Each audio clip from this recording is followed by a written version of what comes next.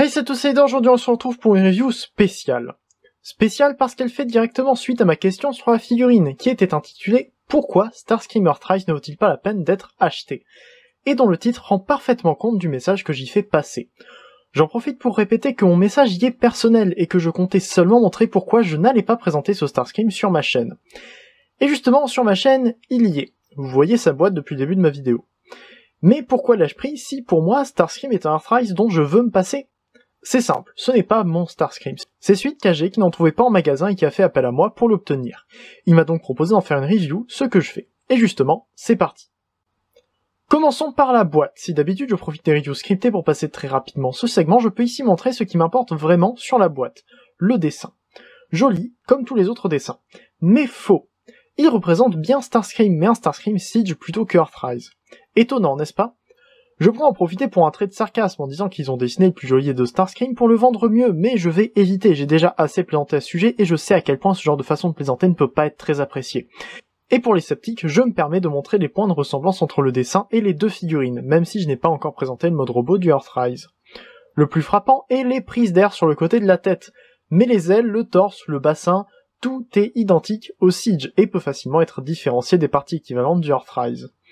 C'est un choix pour le moins étonnant, mais le dessin fait partie d'une œuvre plus grande qui contient plusieurs personnages de mémoire.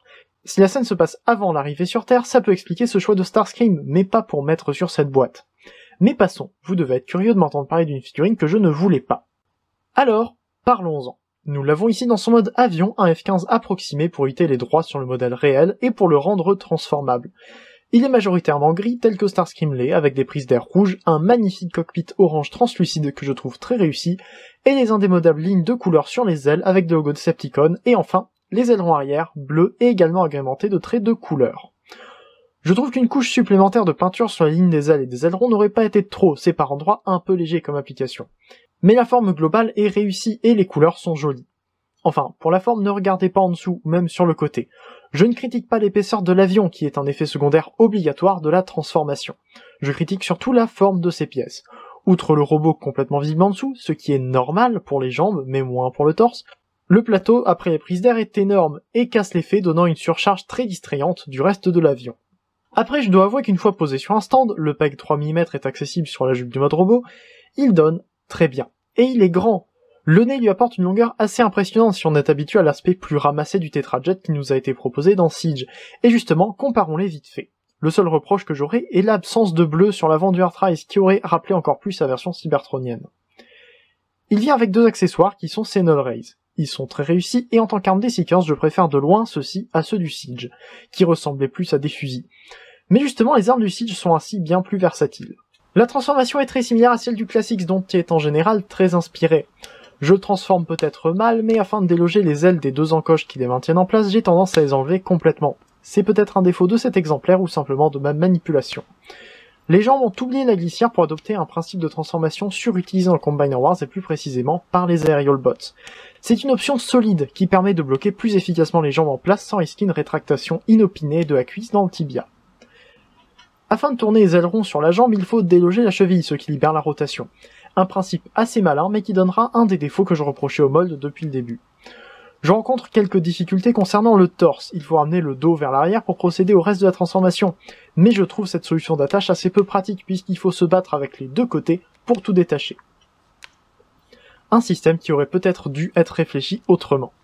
Le déploiement des bras est assez original, avec cette pièce grise d'un avant-bras qui se positionne dans l'emplacement des poignets en robot. La pièce grise sert à sécuriser l'avant-bras en position ouverte, ce qui est une amélioration face au Siege, dont les bras pouvaient commencer à se rétracter sur le double coude nécessaire à la transformation.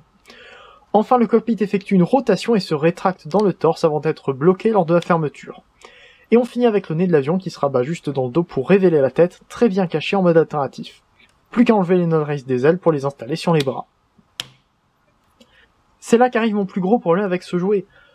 Je n'aime pas vraiment son mode robot. Du moins, bien moins que je n'aime son mode alternatif, et bien moins que le mode robot du Siege. Mais déjà parlons de ce qui me plaît. Le robot ressemble à Starscream, c'est Starscream G1, sans aucun doute. Les couleurs sont là, elles sont réussies, on a le keyboard qu'il faut, sans fausses pièces. Et pour beaucoup, c'est un énorme point positif qui, en plus du mode alternatif, mettra forcément le Earthrise devant Siege. Mais je ne peux pas m'arrêter là, donc passons aux détails. La tête est magnifique. très proche de Starscream G1, bien plus que celle du Siege à laquelle je me suis faite, mais qui n'est pas du tout G1 par rapport à celle-ci. La couleur, la forme, tout est parfait sur cette tête. Et pourtant les différences avec la tête du Siege sont minimes, je ne sais pas pourquoi la tête du Earthrise me paraît si réussie alors que celle du Siege est quasiment identique. Notez que sur le Siege j'ai échangé les têtes de Starscream et Thundercracker, ça passait mieux pour les expressions. Et comme je l'ai dit, pour le reste, c'est Starscream. Mais il y a quelque chose qui ne prend pas forcément en compte les défauts que j'ai évoqués dans ma question sur ce Starscream, on peut d'ailleurs appliquer ces défauts à bien d'autres figurines récentes, qui fait que je ne l'aime toujours pas. C'est un goût purement personnel, et pour bien du monde, le Starscream Earthrise surpasse de beaucoup le Siege, ce que je conçois évidemment. Ne pensez pas que je le dénigre, à vrai dire, j'aurais bien évidemment acheté et gardé cette version si elle était sortie en premier. Mais l'aspect général me convient moins que le Siege. Il y a une partie de ce ressenti qui vient du cockpit que je trouve beaucoup trop enfoncé dans le torse. Pour le reste, ça tient tout autant de proportions que j'aime moins que d'articulations manquantes. Là où le Starscream Siege était parmi les molds les plus articulés de sa gamme, Starscream Earthrise est plus limité. La tête est très libre, ce qui est toujours agréable. On remarque d'ailleurs la grosse différence avec le classique, qui est d'avoir une tête plus indépendante du nez de l'avion. Les bras sont bien articulés, mais les coudes perdent la double articulation du Siege pour une transformation plus sécurisée. Les poignets sont également fixes ici. Les ailes bougent, mais sur une seule articulation, à moins de les séparer excessivement du dos grâce à l'axe de transformation. Ce n'est pas une perte d'articulation gênante, et les ailes rendent bien, contrairement au Siege qui peut parfois avoir des placements d'ailes étranges. Côté jambes, les limitations sont également présentes, mais on reste sur de bonnes articulations. La rotation du bassin a disparu, probablement à cause de la pièce du cockpit qui dépasse pour créer l'ouverture pour passer l'ensemble du nez de l'avion derrière la tête. Je comprends maintenant le panneau de la jupette nécessaire pour la transformation. Enfin, cette option de transformation. Mais elle limite le mouvement des cuisses. Starscream paraît maintenant très raide comparé à sa précédente version. Les genoux sont également restreints à cause de la transformation, et quant aux chevilles, j'ai parlé dans ma question des ailerons qui suivaient le pied, ce qui me dérange. Mais on perd également l'articulation de bas en haut qui était très agréable pour faire comme si Starscream contrôlait la direction de la poussée de ses réacteurs. Les pieds sont d'ailleurs bien plus proches du jouet G1 sur le Earthrise, qui ne ressemble plus à des réacteurs habillés. J'ai déjà comparé avec Starscream Siege en plusieurs points, et niveau hauteur c'est identique, encore heureux pour respecter l'échelle. Et dans une pose statique, ce Starscream ne me déplaît pas autant que lorsque je le manipule, en m'attendant à avoir la liberté d'un Starscream Siege. Mon message final quant à cette figurine sera donc celui-là. Il est différent du Siege.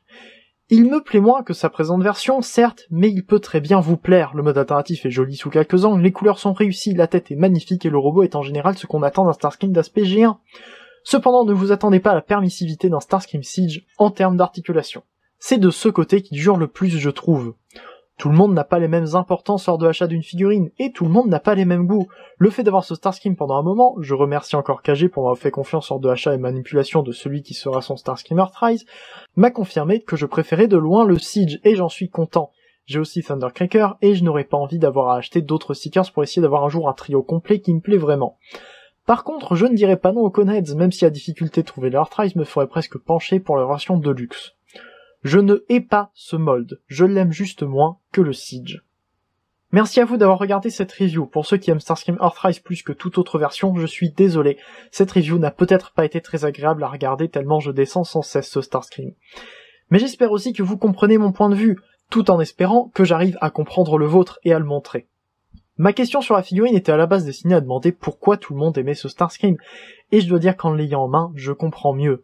Encore une fois, si je n'avais pas eu le Siege avant, j'aurais voulu le Earthrise. Vous l'aurez compris, je ne recommande pas ce Starscream si vous avez déjà le Siege, mais si vous tenez à avoir un mode alternatif plus G1 pour un bon Starscream, foncez. Il remplit très bien ce rôle, et je ne suis absolument pas impartial en comparant deux robots qui n'ont pas le même mode alternatif. Il reste un excellent Starscream. N'hésitez pas à me dire en commentaire ce que vous avez pensé de la review ou de la figurine. J'imagine que beaucoup d'entre vous auront des reproches à faire quant à mes goûts. J'espère avoir été assez modéré pour ne pas avoir de remarques sur ça et me faire dire que je devrais plus aimer la G1 pure, parce qu'il n'y a que ça de vrai. Allez faire un tour sur la chaîne Visite 500 qui se trouve juste après et juste en dessous en description. N'hésitez pas non plus à faire un tour sur l'Arche, serveur Discord ouvert visant à regrouper la communauté TF francophone.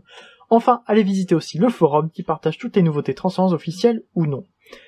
C'est tout pour moi et cette review qui aura compté plus de fois le mot Starscream que je ne prononce en un an. On se retrouve bientôt pour une prochaine vidéo, stay there, fin de forme un jour, fin de forme un jour et salut.